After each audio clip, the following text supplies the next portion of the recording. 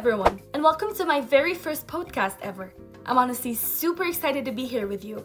And yeah, I'll admit it, I'm a little nervous too. I mean, no pressure or anything, but this isn't just any podcast. It's actually my final project for my History of the Arab World class. So shout out to my professor for letting us do something creative. I thought, why not take a risk? And here we are, just me, a mic, and a lot of thoughts. Okay, real talk for a second. When I first read the assignment instructions, I was like, wait, a podcast? Not a paper? Part of me panicked, not gonna lie. But another part of me said, hold up, this could actually be fun. And I've never done this before, but there's always a first time for everything, right? So if I stumble on a word or sound awkward, just know it's all a part of the charm, okay? Today's episode is a deep dive, but not the kind that puts you to sleep, I promise. We're going to unpack the book Modernizing Women, Gender and Social Change in the Middle East by Valentine M.Moghadam. I know the title sounds super academic, right? But trust me, it's more than just a textbook. It's a powerful, layered exploration of what it means to be a woman in the MENA region. And as a North African woman myself, this book hits hard, but in the best way. So here's what you should expect. I'm going to walk you through the structure of the book, break down the main arguments, sprinkle in some critiques, and add my own reflections. Because if we're talking about gender in the Middle East, I can't not talk about my own experience too, right? And by the end of this episode, I hope you'll walk away with more than just knowledge. I hope you'll feel connected to the stories of women in this region and maybe even start to question the systems that shape all of us. So sit back, grab some tea, and get cozy. We're about to take a 40-minute journey through history, gender politics, and personal reflection. Let's go.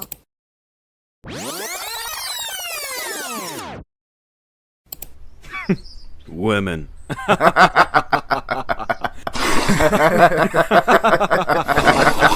Okay, but for real, why is that meme so painfully accurate sometimes? Like, it's funny until you realize, yeah, being a woman in this world is often a punchline. Just not always a funny one.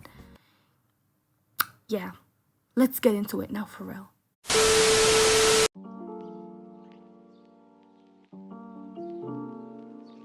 Let's start with the big question. Why did I pick this book out of all the options we had? Honestly, I could have chosen something easier, something with fewer pages, But the second I read the title Modernizing Women, I was intrigued.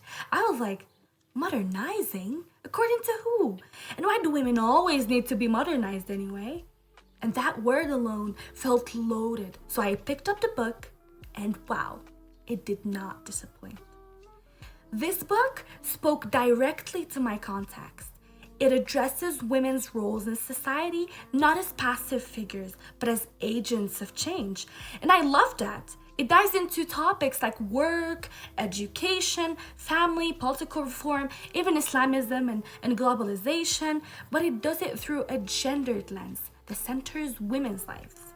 And as someone from North Africa, I've lived in that space between tradition and modernity. I've seen how powerful culture and family expectations can be, especially when they're backed by state policies. And I've had to explain to people why I wear what I wear, why I speak the way I do, and why I sometimes hesitate before raising my hand in certain settings. And this book helped me realize something important. These aren't just personal quirks. These are historical and political outcomes. So Moghadam doesn't treat women like victims of a broken system, but she shows that they are part of the system, resisting, adapting, shaping, and surviving. And that alone made me respect the book. It gave language to experiences I've had, and more importantly, it's connected them to larger forces. Things like economic policy, colonization, nationalism, and it helped me zoom out and see the patterns, if I had to say. And it's not just about pain or restriction, it's also about progress. There's joy in here too. Pride, resistance, and movement. So yeah, I chose this book because it felt real. And because when we talk about gender in the Arab world, we can't afford to stay on the surface. We have to go deep. And this book goes deep. Alright, time to break it down, chapter by chapter. Let's zoom through Modernizing Women like we're binge watching a series that's got revolution, resistance, and some very real tea. So Moghadam kicks things off by throwing us into the deep end, but in a good way. She sets the tone by showing us that women's roles in the MENA region aren't static, no. They're dynamic, always shifting, adapting, resisting, and rising. And think of it like a desert sandstorm. You know, chaotic, yes, but full of movement and power. And she reminds us that the personal is political and vice versa. Basically, everything that happens in politics or society ends up shaping women's daily lives, from their careers to their closets. Okay, this part is a little more academic, like sipping a strong espresso before a 9 a.m. sociology class. But stay with me. Moghadam mixes feminist theory, political economy, and a splash of sociology to give us tools to decode what's happening around women. If you've ever felt like things don't add up, like how women can be educated yet jobless, or empowered yet silenced, these stories help explain why, and it's the cheat code to seeing the system behind the scenes.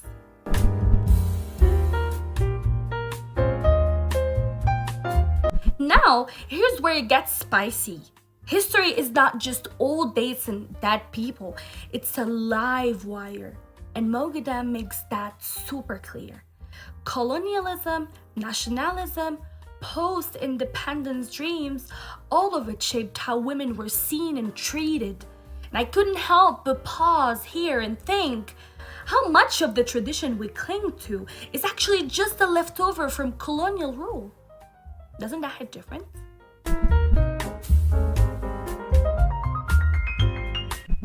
This chapter made me want to scream into a pillow. We love talking about progress and development, but what Moghadam shows is that women are either sidelined or shoved into the informal economy, like unpaid family labor or underpaid factory work. Economic plans are made with big charts and fancy goals, but often no seat for women at the table.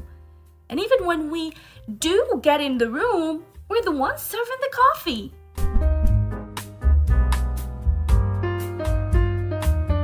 So now we're talking laws, constitutions, reforms. Sounds dry. It's not. This is the legal battlefield where women's rights are either won or snatched away. Some countries have made impressive changes. Think Tunisia's family law reforms, while others are dragging their feet like it's a 9 a.m. Monday. Moghadam highlights how politics isn't just voting and speeches, it's lived reality. If a woman can't get divorced or own land, that's political.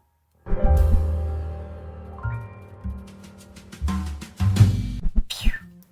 This chapter was like looking in a mirror. Moghadam pulls back the curtain on the sacred, quote-unquote, family unit. Spoiler alert, it's not always a safe or equal space. In fact, the family is often the first place girls learn what patriarchy feels like.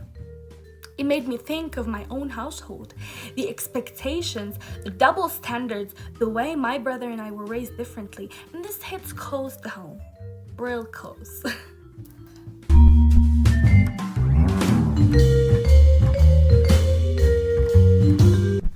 This chapter is complex, messy, real, and Moghadam doesn't paint Islamist movements in black and white. She shows us the shades of gray. Some movements give women platforms. Let's not forget that women have led protests and mobilizations under Islamist banners, but those same movements often reinforce conservative gender roles. It's like being handed a microphone but told what to say. Empowerment with strings attached, if I had to say.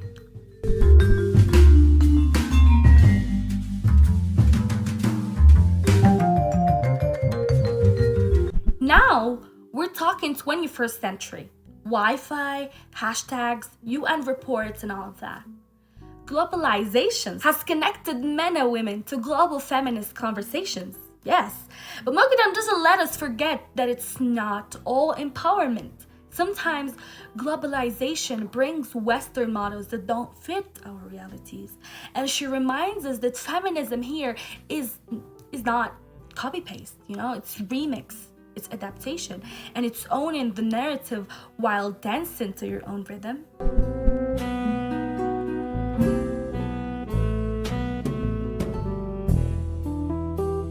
Here's where Moghadam rolls out the receipts. Case studies from Tunisia, Egypt, Iran, and more show how everything she's talked about plays out in real life. And these stories are not abstract. These are women with faces, voices, dreams, and struggles. And it reminded me that behind every static, there's a sister, a mother, and a friend.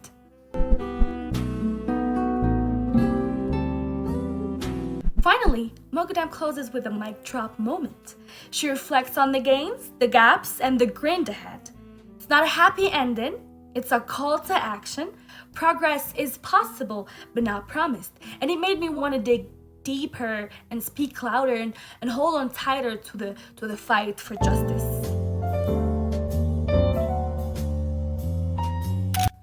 Now let's take a little break from admiration and put on our critical thinking caps for a second, because as much as I love this book, we gotta talk about what's missing, what could have hit harder, and what made me go, wait, really? Okay, so Modernizing Women is clearly a well-researched book, and Moghadam's academic chops are undeniable. But if I'm being real, sometimes I felt like I was reading from the top of a skyscraper, looking down at the women below without really hearing their voices. We get stats, we get theory, we get movements, but I was craving the stories. Like, where's the woman in rural Algeria who's secretly educating girls in her home? Or the Iraqi mother working 2 jobs and still making time to protest at a local council? Or the Moroccan teenager navigating school, patriarchy, and TikTok all in one day?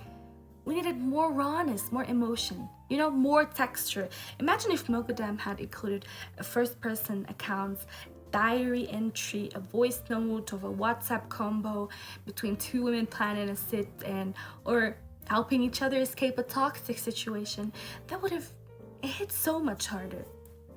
Here's another thing. We talked about resistance, and usually that means protests, legal battles, petitions. All that is amazing, of course. But what about the small rebellions that happen every day, quietly behind closed doors? The mother who encourages her daughter to delay marriage, the student who changes her major from teaching to engineering even if her dad disapproves, the girl who, starts wearing what she wants, even if it's modest, even if it's not. And these are soft revolutions. No flags, no headlines, just courage in slow motion. And they deserve more spotlight. Moghadam mentions structural change, but sometimes the structure is your uncle's living room, or your school's dress code, or the WhatsApp group titled Family Values, right? Now let's talk about social media, because wow, did the feminist game change once we all got online? Even if the book was published before Instagram blew up, I feel like Moghadam missed the chance to foreshadow what was coming. Women today are organizing through hashtags, DMs, private stories, and TikTok duets. And girls are using humor, memes, filters, and satire to talk about heavy stuff like harassment, marriage pressure, or gender roles, and they're building solidarity without needing a physical protest. It's virtual sisterhood, no borders and no visas. And we needed more of that digital lens, because honestly, I think a lot of the new wave of change is happening online before it ever reaches the street, right? Social media has become a secret weapon, and I wish Moghadam had explored that, or at least hinted at its rising power. One last thought. I kind of wanted the book to lean more into contradictions, because real life is messy, very messy. Some women find empowerment through religion, Others rebel against it, and some embrace tradition as a form of pride. Others see it as a cage. Both are valid, both deserve space.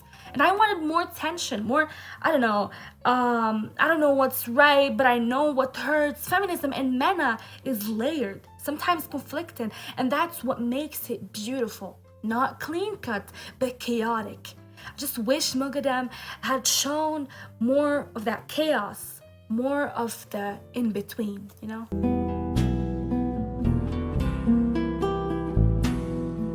Now moving to my personal reflection.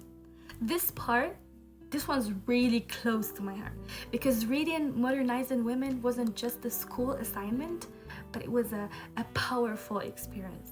It cracked something open inside of me, and I didn't expect it to hit that hard. I thought I'd just read it, take some notes, maybe throw in a few quotes for class and move on. But then came chapter, if I just remember, it's chapter 6, the one on family dynamics. And I just froze there. I sat, eyes glued to the page, and suddenly I had tears in my eyes, I'm not gonna lie, because it felt like someone had written down the story I'd never told out loud. And when Moghadam talked about the family as a site of conflict, I instantly thought of my own upbringing. I grew up in North Africa, in a big, loud, loving family. Dinners were noisy, opinions were strong, and there was always laughter in the air, even when things were tough. I love my family with my whole heart. I really do. They've shaped me, they've protected me, they've always loved me back, even if we didn't always see eye to eye. But still, love doesn't mean it was always easy, There was rules, expectations, double standards dressed up as tradition. My brother could do things I had to ask permission for. My dreams were valid as long as they were respectable. And every time I pushed back, it wasn't just rebellion, it was a risk. And I get it, I truly do. My parents, especially my mom, were just doing their best in a world that taught them what a quote-unquote a good girl should be. But that doesn't mean it didn't sting, if I had to say.